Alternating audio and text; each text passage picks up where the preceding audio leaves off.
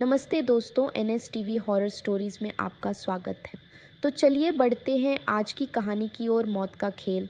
दहशत के पिटारे से एक डरावनी कहानी जिसे मौत का खेल कहना ही सही होगा। एक ऐसा भूतिया खेल जिसमें कई लोगों ने मौत को गले लगा लिया। एक शहर के कोने में एक भूतिया घर था। उसकी दहशत की खबर से सभी शहरवासी परिचित थे। उस घर के आसपास कई एकड़ ज़मीनों तक कोई घर नहीं बना थास। दरअसल उस घर के आसपास कोई रहना ही नहीं चाहता। थास एक बार एक टेलीविज़न सीरियल डायरेक्टर उसी भूतिया घर में एक लाइव रिकॉर्डिंग सीरियल शूट करने का मन बनाता है, जिसका नाम वह मौत का खेल रखता है। इस खेल में चुने हुए प्रतिभागियों को भूतिया घर के अंदर पूरी रात गुजारनी होगी और इस दौरान हर कमरे में कैमरे लगे होंगे जो इनके डर भरे पलों को रिकॉर्ड करेंगे। और अंत में जो प्रतिभागी बिना डरे पूरी रात गुजार लेगा उसे 1 करोड़ की इनामी राशि दी जाएगी। सीरियल डायरेक्टर मौत का खेल की घोषणा सारे शहर में कर देते हैं, लेकिन उन्हें प्रशासन का एक नोटिस आता है कि आपको उस घर में शूटिंग करने की इजाज़त नहीं मिल सकती। वह घर खतरे के दायरे में आता है।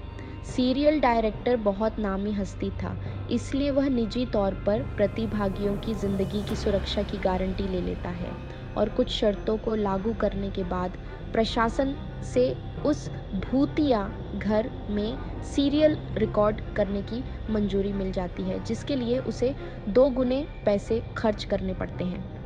प्रशासन की परमिशन मिलते ही पूरे शहर में मौत का खेल के पोस्टर चिपक जाते हैं। मौत का खेल शहर में होने वाला था, लेकिन लोगों में उत्साह से ज़्यादा दहशत भरी हुई थी। पूरे शहर को यकीन था कि इस प्रोग्राम में हिस्सा लेने वाले लोग जिंदा नहीं बचेंगे, लेकिन ये दुनिया तरह तरह की इंसानों से भरी है। उस प्रोग्राम में इनाम की लालच में कुछ लोग हिस्सा लेने पहुंचते हैं। सभी प्रतिभागियों को उनके नंबर दिए जाते हैं और साथ ही उनके हाथ में एक इलेक्ट्रिक ब्रेसलेट बांधा जाता है। यदि उन्हें डर लगे तो वह उसमें लगी बटनों को दबाकर इस प्रोग्राम से बाहर आ सकते हैं। प्रतिभागियों में 12 लड़के और 3 लड़कियां होती हैं। दिन के समय ही बिल्डिंग के कमरों में कैमरे लगा दिए गए थे, क्योंकि रात को भूतिया आत्माएं उस बिल्डिंग के कमरों में दहशत का तांडव मचाती है और रात के समय अंदर जाने की हिम्मत बहुत कम लोग ही जुटा पाए थे। एक एक करके सभी प्रतिभागी अंदर चले जाते हैं। सभी अपने नंबर के हिसाब से अपने कमरे को चुनते हैं और अंदर जाते ही सभी को अंदर से ताला लगाकर चाबी बाहर फेंकनी होती है। दरवाजे का ताला इलेक्ट्रॉनिक बनाया गया था। उनके हाथ में लगे ब्रेसलेट के बटन दबाते ही वह ताला खुल सकता था, लेकिन यह बात उन्हें बताई नहीं गई थी। अगर किसी प्रतिभागी ने वह ताला खोला तो प्रतिभागी प्रतियोगिता से बाहर हो जाएगा, जो कि कैमरे की रिकॉर्डिंग में दिखाई देगा। सभी के कमरे में निर्देश देने के लिए स्पीकर लगाए गए थे।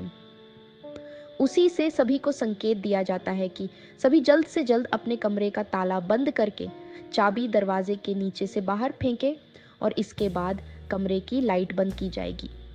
निर्देशों के अनुसार सभी अपने कमरे को अंदर से बंद कर देते हैं और चाबियां दरवाजे के नीचे से फेंक देते हैं। कैमरे नाइट मोड रिकॉर्डिंग के अनुरूप लगाए गए थे, इसलिए भले ही प्रतिभागियों के कमरे में अंधेरा हो, लेकिन दर्शकों को टेलीविज़न स्क्रीन में सब कुछ नज़र आ रहा होता है। धीरे धीरे डर की दस्तक हो जाती है।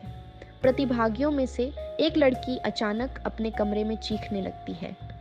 उसे ऐसा लगता है कि कोई उसका गला दबा रहा है और वह छटपटाने लगती है। कुछ ही देर में वह डर से बेहोश हो जाती है।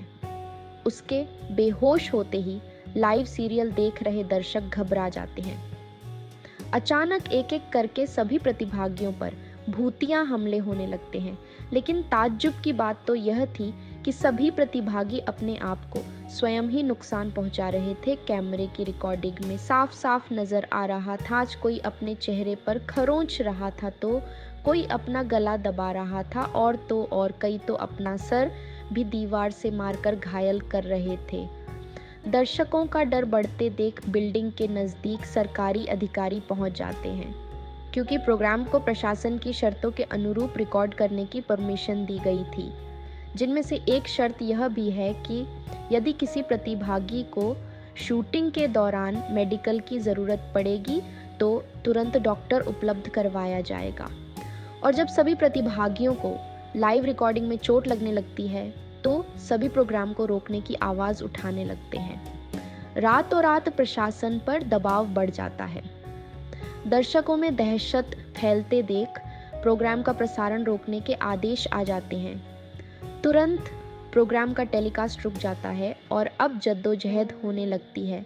सभी प्रतिभागियों को बचाने की फायर ब्रिगेड की गाड़ी बिल्डिंग के बाहर पहुंचती है, लेकिन रात के समय उस भूतिया बिल्डिंग के अंदर जाने की हिम्मत फायर फाइटर्स की भी नहीं होती। सभी बाहर से खड़े होकर प्रतिभागियों की मौत का तमाशा देख रहे थे, क्योंकि सभी उस बिल्डिंग के खूनी इतिहास से अच्छी तरह वाकिफ थे। उस कमरे में लगे हुए स्पीकर की मदद से सीरियल का डायरेक्टर प्रतिभागियों को ब्रेसलेट का बटन दबाकर बाहर आने का निर्देश देता है, लेकिन किसी प्रतिभागी को स्पीकर से कोई आवाज़ सुनाई नहीं देती और न ही प्रतिभागी इतने कंट्रोल में थे कि वह ब्रेसलेट की बटन दबा सके। देखते ही देखते सभी प्रतिभागी लाइव रिकॉर्डिंग में ही आत्महत्या कर लेते हैं, लेकिन सब जानते थे कि यह भूतों के द्वारा किया गया नरसंहार है। सुबह होते ही सबकी लाशें निकाली जाती हैं और सीरियल डायरेक्टर को भारी मुआवजे के साथ कई साल की जेल की सज़ा सुनाई जाती है और उस बिल्डिंग को हमेशा के लिए नो विजिट जोन घोषित कर दिया जाता है। और इसी के साथ यह कहानी समाप्त हो जाती है। इस कहानी में बस इतना ही। अगली कहानी के साथ मिलते हैं। अगर आपको वीडियो पसंद आया हो तो वीडियो को लाइक और चैनल को सब्सक्राइब करना न भूलें। धन्यवाद।